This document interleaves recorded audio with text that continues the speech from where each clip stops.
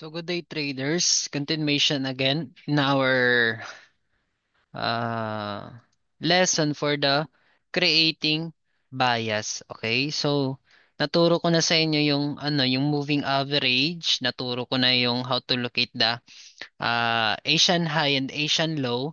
So next ko pong ituturo sa inyo is my most favorite na indicator, which is the money flow index. Okay, save nyo to guys, the money flow index sa sa trading view nyo. Ayan, click nyo yan siya. So may makikita talaga kayong chart dito. Okay, the violet. Alright.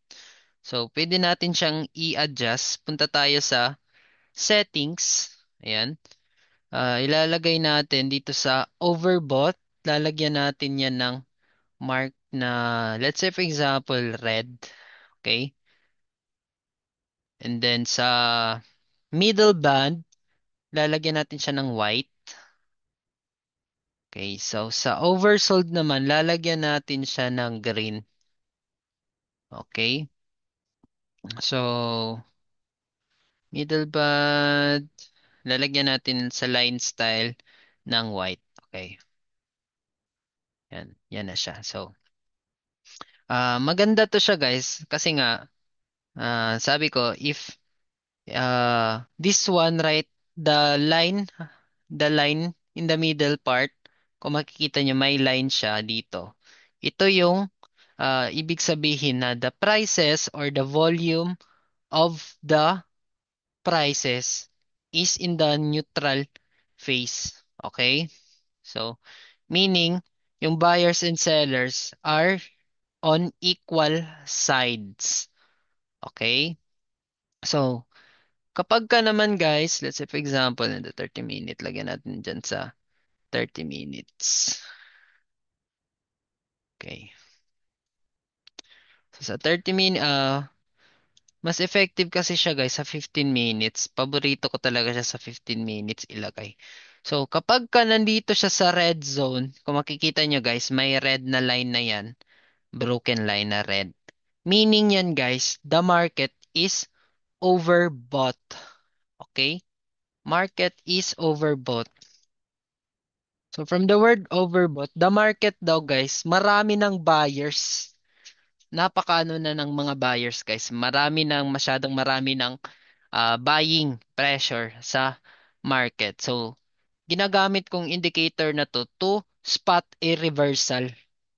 So kung marami ng buyers, naghahanap ako ng signal to sell kasi nga napakarami na ng buyers, kailangan ng i-balance ng market, kailangan ng mag-sell. So kapag ka pumunta dito sa red line na yan sa taas, ayan, kung makikita nyo, merong spot right here, isa, dalawa, ayan. Napakaraming spots ng red. Kailangan ng i-sell ng market kasi napaka-overbought na siya guys. The contrary naman sa baba, kung makikita nyo, sa green na line na yan, merong mga lines. Okay? Below this white line, this is a zone of a oversold market. Maraming sellers. Okay? Meaning that the market is going upwards na. Okay? So, paano ko ba siya gagawing example sa market? Okay. So, let's say for example, guys, dito, kung makikita nyo sa data na to, this is a overbought price. Ayan. Sa price na yan, meron daw masyadong maraming buyers within that price right there. So, lalagyan ko yan ng mark dito sa line. Ayan. So, dyan sa orange na yung line na yan, tingnan natin sa taas. Masyado na daw maraming buyers. Okay? So, kung makikita nyo sa data, guys, yung data is creating a solid bullish. Meaning, kung makikita nyo sa data dito, guys, masyadong maraming buying pressure. Okay? Na pumatong na siya dyan sa red line na yan. Okay?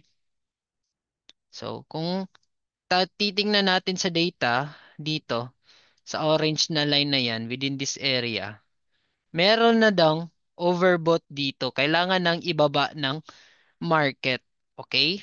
So, dagdag confluence, guys, because this is overbought, we will now be looking for sells. Okay? Nasa utak na natin, guys, na yung market, sooner or later, will be going down or the market will crash because the buyers are very active or very marami ng buyers in the market. So, maghahanap ako dito guys ng confluences or maghahanap ako dito ng mga signals na pwede na akong mag-enter ng selling sa market kasi overbought na daw eh.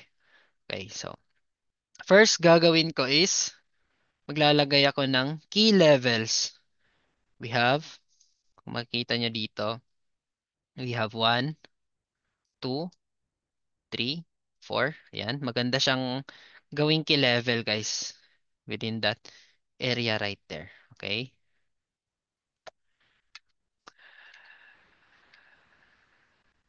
Okay. And then, meron ding magandang key levels within this area right here. Ayan. Kasi merong points, touches of points eh. Okay, so by this orange data, ayan, yung data na nandito, lahat daw dito guys is a signal that the market will now be reversing. Okay? Kasi na overbought na siya guys, eh, nakikita na sa data natin na overbought. Kailangan nating maghanap ng selling pressure, selling signal, okay? So kung makikita nyo guys, merong break of structure dito and then our resistance has been break. Resistance natin na broke na daw guys. Ayan. Ay, yung support natin na broke na. Okay? So, meaning, kung makikita nyo dito guys, meron tayong magandang bullish engulfing na candle. Okay? So, pwede tayong mag-enter in that situation. Okay?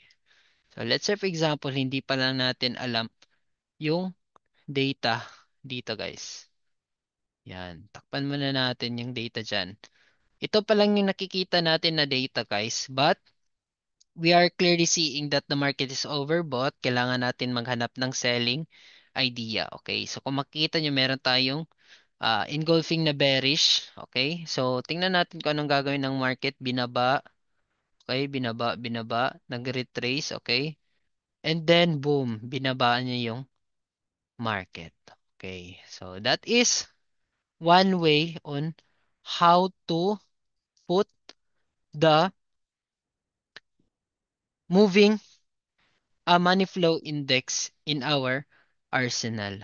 Okay? So, yan lang muna guys. Napaka easy lang kung paano gamitin yung money flow index. May nakita tayo na overbought, kailangan natin maghanap ng selling opportunities. And then, the selling opportunities is nagpakita, nag-break ng structure, na-break yung resistance natin, merong magandang engulfing candle na confirmation. So, we enter right away and then boom, our take profit hit. Okay? That's all for our money flow index. Isa sa paborito ko talaga yung money flow index guys. So, we have three more indicator na gusto kong ituro sa inyo. So, kayo na bahala kung paano niyo siya gamitin sa arsenal nyo sa inyong trading strategy. And we will now proceed into the next video. So, see you in the next video guys.